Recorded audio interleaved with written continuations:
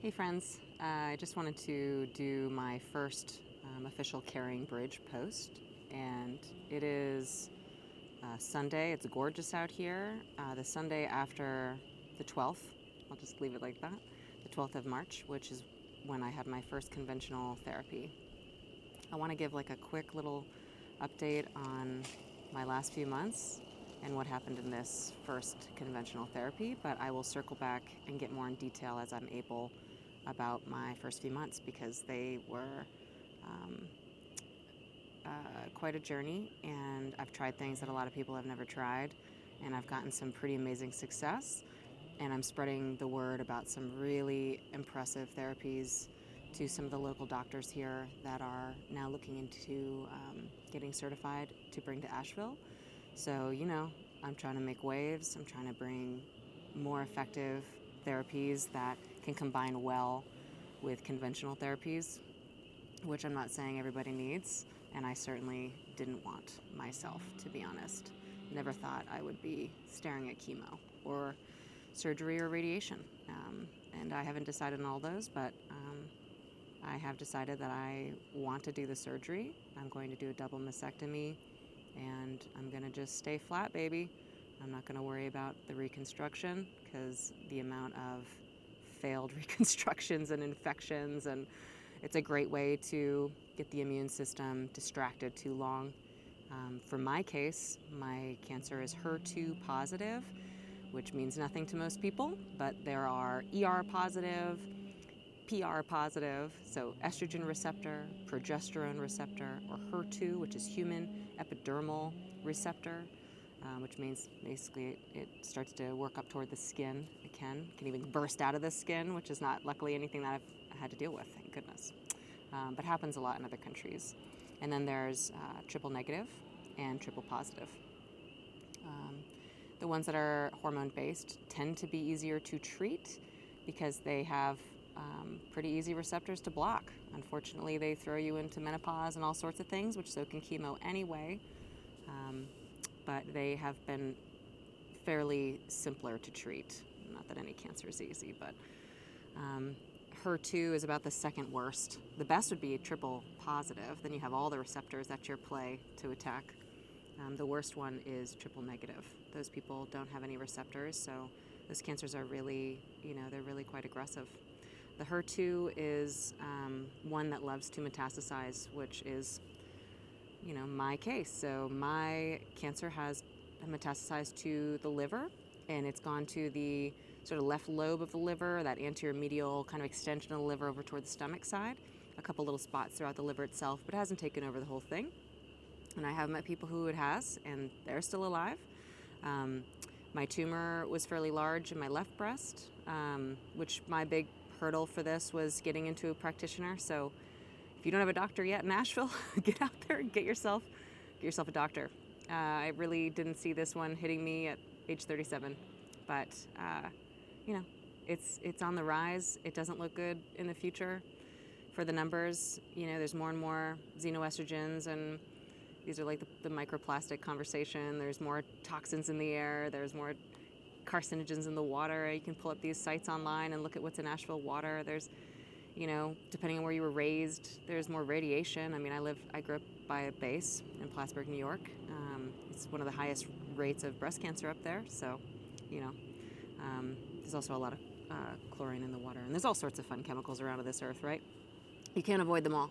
And of course, diet and lifestyle are a huge factor, in stress and parasites. And I mean, gosh, there are so many reasons people can get cancer these days. It's surprising they don't. But I will say it is on the rise from the research I'm looking at. So, we all have cancer. It just takes a certain amount of tumors to be able to, or a certain amount of cells to create a tumor. And then you actually can get diagnosed. So, you should all be treating your body as if you have cancer. If I had thought of it that way, I might have done things a little differently as far as especially my work-life balance, where if you know me, you probably do. If you're listening to this, I love work. And I love my work, and I'm really passionate about it. And so, trying to find that balance where I'm like, oh, hey, it's really great to get outside and put my bare feet on the ground like I tell my patients to do. And I and I take that time, I just listen to the birds. These are things that we all need to be doing a lot more of. So that's, kind of an interesting way to approach cancer. There are many avenues to hit, and I have sort of come at it from quite a few, and I plan to continue to come at it from quite a few because it's not necessarily genetic. That's usually only 5% of cancers. It's epigenetics. It's the world you're in. It's the environment on you and how you deal with that environment, how you cope with that environment. There's enzyme reactions in the body that can also lead to it. So I have some methylation issues in my liver, I've learned, and there's all sorts of fun things that we can piece apart. And it's something that will, in my opinion, from my experience, I'm going to bring so much more to the table to help hopefully everyone possible I can, to get more information out there, to understand that there's a lot of different avenues to come at this, and that there is no one cure for cancer. If there was a cure, we would have it. So if you think conventional has the cure, then they would call it that, and they can't, because chemo might be very effective at stopping mitosis and killing pretty much anything it touches. There are ways I've learned now to direct it to the cancer, to have less sort of collateral damage on the rest of the body, which is one of the reasons I've waited the time I've waited to make sure that I've got the information I need to know how to do this properly. Because when you do go into chemo, when you've chosen that, if you choose that ever in your life, you wanna have your team together. You wanna have it all figured out first, because you won't be figuring it out during. I had, my first treatment went pretty terrible, actually. So I'm really glad I've got the steps in place that I have. So, circling sort of around, I found out in November, and I did a lot of research on diet. I've already loved researching diet, so luckily I have the information, I have the knowledge and the words, which really help decipher all this stuff. But there's still a lot of conflicting information, and there's no perfect way for anyone. So it depends on your cancer, and it depends on you. So I'm not saying what I'm doing is good for everyone else. I will not say that. But I will say what I did. So what I did is dove into, well, first a little bit of juicing, but not with the high sugar type. I was very aware juicing has a lot of sugar. So I mostly juiced to get more vegetables in, and I added it into a smoothie that contained quite a few different ingredients that my partner thought was absolutely disgusting, and it really was. But it was the only way I knew how to get as many nutrients of what I needed with as much fiber to buffer the glycemic effect. So I did what I needed to do. I don't know if I could drink that now. It's pretty terrible. I took everything processed out of my diet, which I mostly didn't eat anyway. That's not really my thing. Obviously, no more brewing beer for a while. I cut beer out 2 years ago anyway when I went gluten-free, so that wasn't difficult. I have a decent cider collection, which I've been slowly gifting out, and I'm hopeful to maybe crack a bottle for celebration times in the future, but I am great without that. That's it's been actually nice to let go of some of the attachments we have in life. So I have latched really strongly onto tea. I love tea. I am into the tea world. Herbal, green, white, pu'er, you name it. I'm so into it. There's so many great uses. So I also kind of shifted and went toward the keto side. I took out pretty much all carbs. I tried to keep my carbs under 20 grams, which is quite little, and really up my fat and my protein. But I usually eat wild sourced, venison. I have a meat man in Tennessee. What's up, Frank? So I get some really great quality meat. I have some wonderful humans in my life that have been bringing me, their catch and salmon and just some really beautiful sources of protein. So I do eat protein. I feel like I very much need that when I'm able, and then lots of fats. So fat bombs and cacao and stuff like that. But I'm keeping myself very restricted on when I eat, which is a really big deal with this as well. So I'm actually eating more.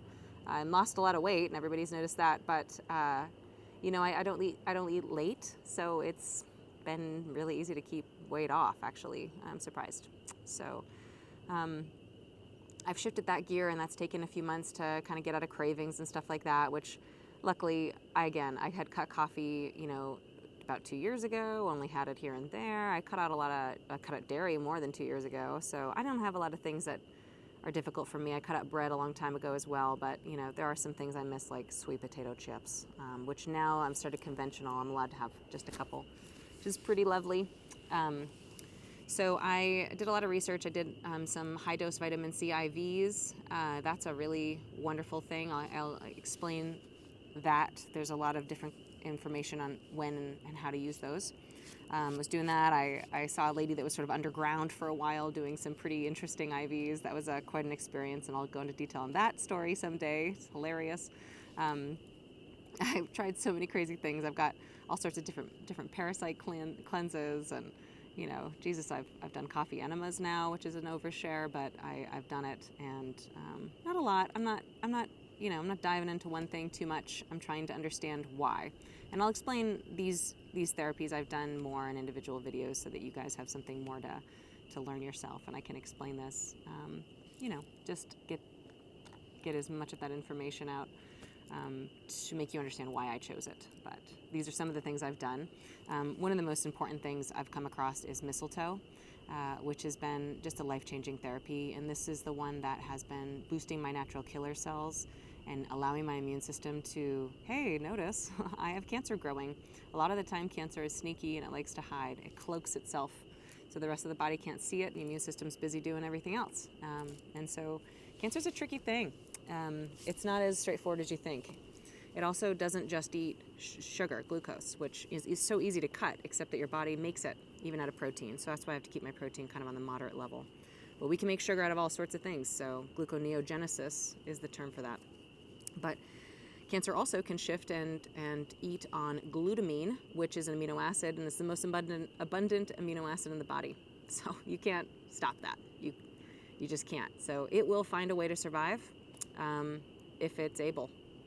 So it's not as straightforward as people think, and makes it more fun to study anyway. So I have done some fasting, and I'll talk about autophagy and why I have to kind of keep that limited, but I can still fast, but also that I can't fast too much because I am on the thinner side. There is some good research, though, with some fasting actually maintaining lean muscle mass. So again, just knowing the right way to do it. So I've done that. But back to mistletoe, it is a game changer. I'm driving down to Atlanta now once a week. I was going every 4 to 5 days to Atlanta for treatment because it was my sort of main treatment for a while there, where they were doing IV mistletoe, slowly increasing the dose.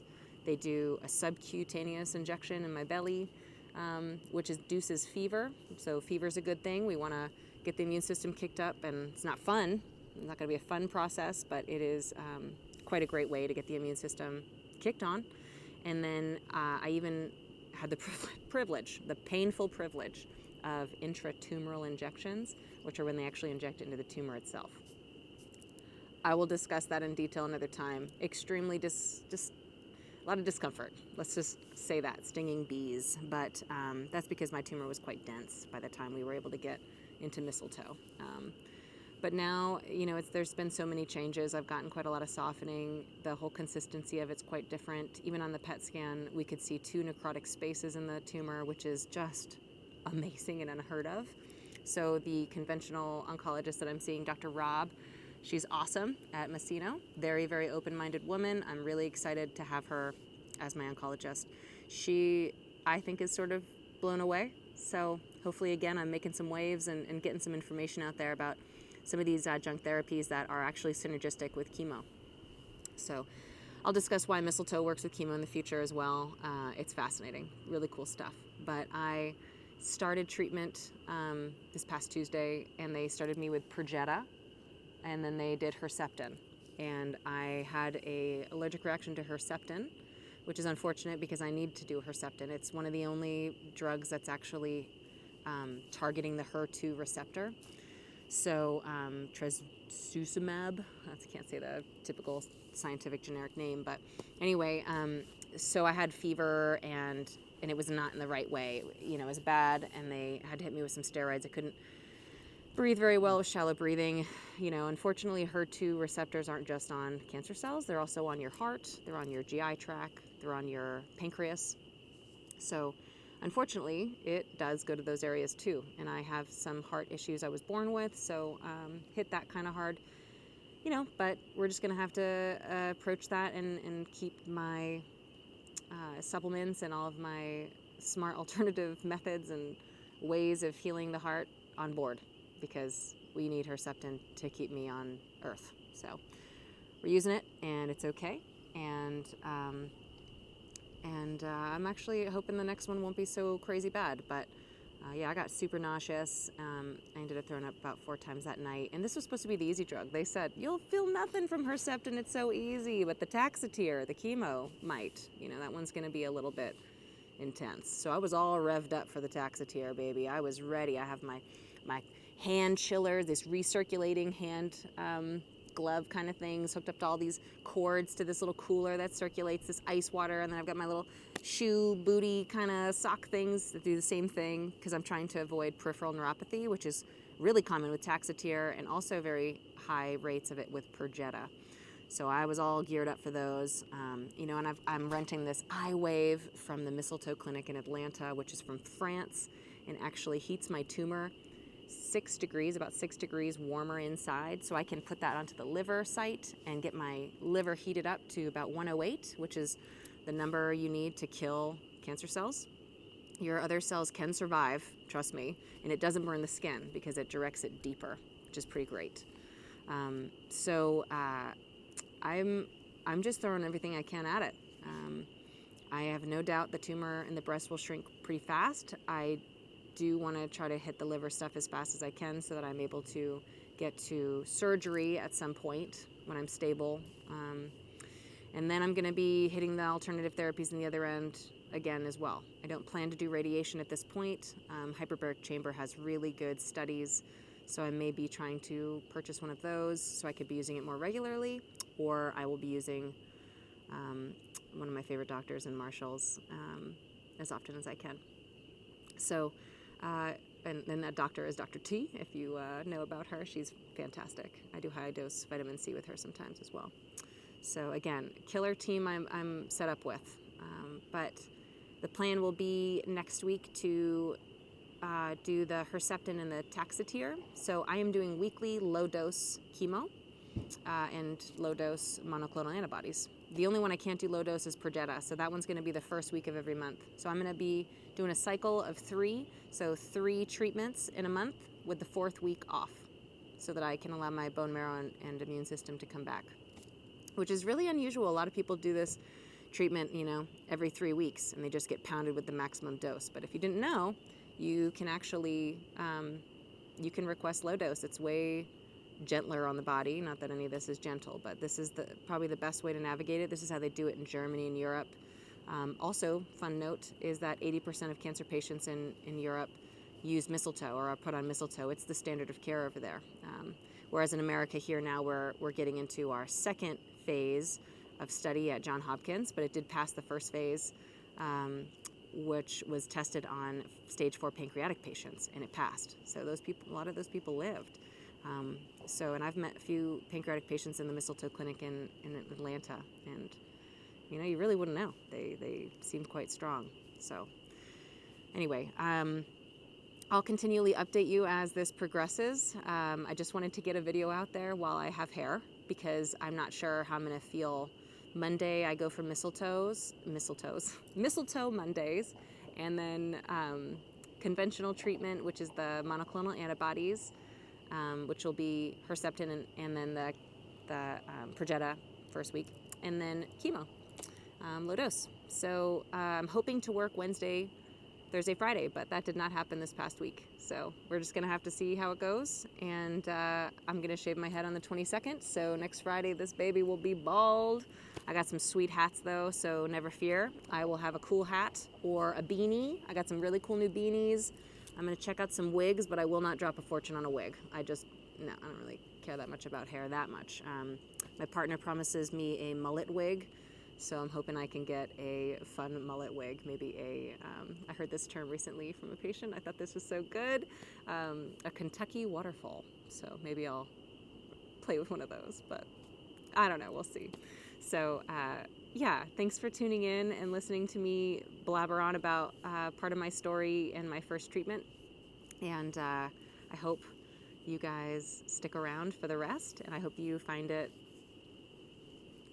curious and interesting and uplifting and not so sad. I'm going to try not to be, but I'm sure I'm going to have some sad days and some not so fun days. But yeah, we'll try to keep it on the light side because it doesn't all have to be like that. And sometimes you have to go through that dark side, to come out in the light. So never fear. We're going to power through this.